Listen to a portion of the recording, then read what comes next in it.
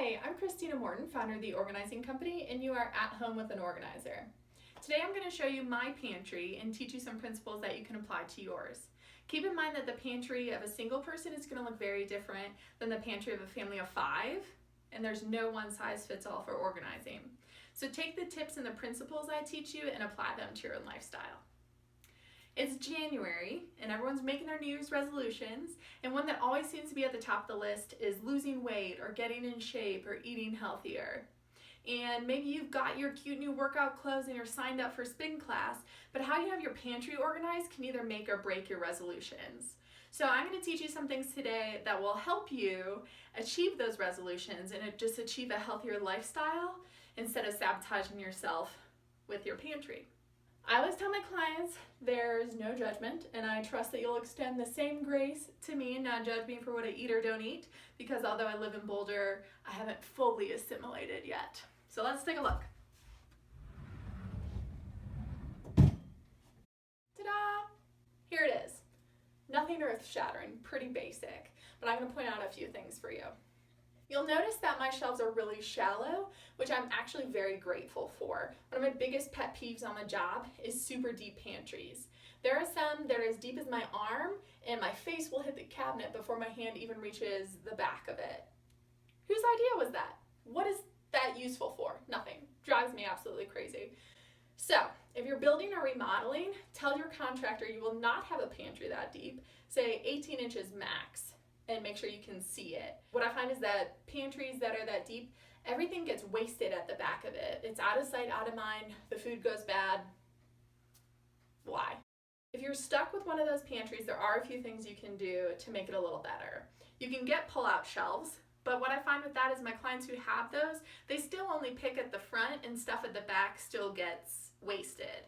So I recommend using clear bins, something like this, maybe even deeper. The Container Store sells some called Linus bins that are more sturdy and that are deeper, so that if you have one of those pantries, you can put all your snack food in one bin and just pull that out to get what's at the back, and you're not losing food at the back of the cabinet. You can also use shelf risers. So often in those pantries, the shelves are 24 inches apart and you waste so much vertical space. So use some shelf risers like I have here, and that'll help you use that vertical space. I use a specific organizing method on the job and at my house, but I'm not going to detail that here. I'll put a link to it and you can read the method on my website. But the one thing that I am going to focus on with the method is what I call the sort it step. You want to sort like with like, make categories of your food. Imagine your pantry is like a grocery store and you have the breakfast food aisle and the tea and coffee aisle and the snack food aisle. I also have my little hunter-gatherer section here of dried fruit and nuts. I've got baking and I've got quick meals, and those are different sections. When you group like with like, you make things really easy to find. You're not wasting time looking for things, and you avoid duplicate purchases. My dear sweet mother had 12 cans of pumpkin pie filling in her pantry. She didn't even realize it because there were some here and some there and some there, and she couldn't see it, and she just kept buying another one. Group things in categories so that you always know what you have on hand and if you need to buy more or not. One thing you'll notice that is not like the grocery store is that I have my food stacked like books and not like the grocery store where it's one in front of the other. If I have my nuts stacked like this, you can't see what's behind there and stuff gets wasted and it ends up at the back of the pantry.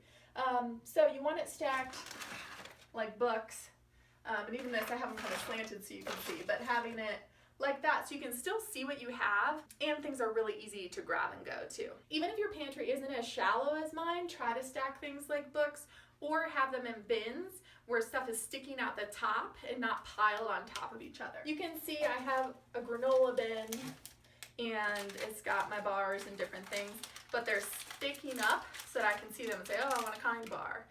They're not stacked on top of each other where the stuff on the bottom gets wasted. One big thing I recommend is not putting junk food at eye level. If the first thing you see when you open your pantry is popcorn, you're gonna end up eating an Olivia Pope dinner every night. So for me, I open up and I see dried fruit and nuts, I see my Juice Plus here to make a smoothie, and those are better options than potato chips, even if they are sweet potato chips. Of course, you can help yourself by not keeping junk food on hand, but let's be real, you're probably gonna have some, and so just don't put it front and center. I have a little guilty pleasures bin that I keep down at the bottom. I want it intentionally out of sight, out of mind. I have to be craving it and go look for it rather than having that craving triggered because I opened the door and it's right there and ooh.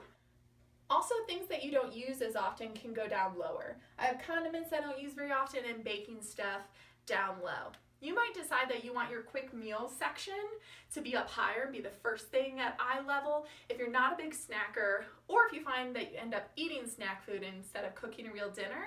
It's good to have that first, so it's, oh, okay, I can just make some pasta real quick. If you have kids, I do recommend having a shelf or a bin that's down low that's easy for them to reach, and that's stuff that you don't mind if they grab it unsupervised. Candy and junk food should be up high so that they're not binging on that while you're taking a shower. Potatoes and onions, it's great to keep those down low. I recommend keeping them in a solid container that's easy to clean, not one where the little peels can fall through and make your floor dirty. I don't buy those in bulk, so I don't have a place for them in here. They get used the day I buy them, but it's good to have a spot in your pantry for that. Okay, let's talk about tea. Not that this is a big issue I see on the job or anything, but tea seems to take over sometimes. So if you drink a lot of tea, it's great to store it by your kettle, by your mugs, so it's right there and you can make it super easily. But if not, the pantry is a great spot for it. But ask yourself, how many varieties of tea do you really need on hand? And would you rather have more varieties of tea or more space for other things? And how often does your tea go bad and become flavorless before you can use it? Do you really need 27 varieties of tea? For most people, the answer is probably no, but if you must have massive quantities, just make sure it's organized and you can see what you have. You can read on here the labels of what they are. I also might recommend the one in, one out rule that you usually hear when you're organizing your closet. If you have to have a lot of tea, have a designated, defined space and don't allow yourself to go beyond that. And if you want a new variety, that's great, but just get rid of something else that you didn't really like as much or that's getting old. All right, let's talk labels. I don't have labels because my shelves are so shallow and it's easy to see things, but if you have one of those pantries that's really deep, or if you just struggle with organization and you always find that you're wasting food and things are expiring before you can use them, labels are a must even if you live alone. You should also do labels if you have more than one person in the household, especially if you have kids. They're a must. It's going to keep everyone on the same page, and it eliminates that, oh, I didn't know where I was supposed to go excuse.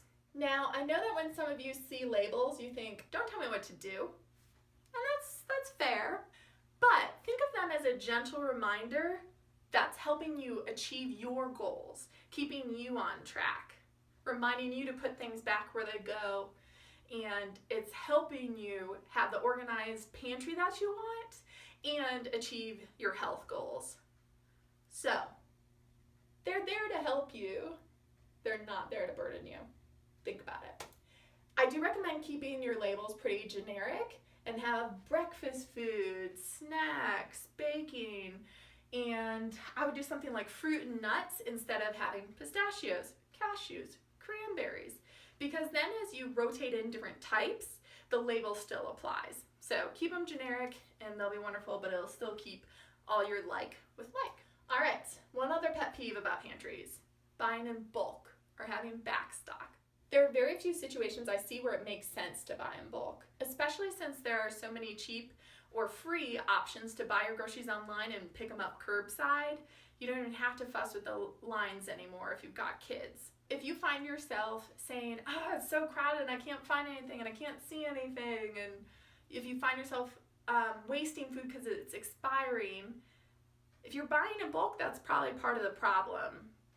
Single people should not be shopping at Costco, I'll just say it. There's no need for that. Especially when you have Amazon Prime and you can get things so quickly like toilet paper and paper towels and other things that might be in your pantry. So don't buy massive quantities of something unless you're consuming massive quantities in a short amount of time. If you have 5 teenage boys and you eat a dozen eggs a day, it makes sense to have 5 dozen on hand, right?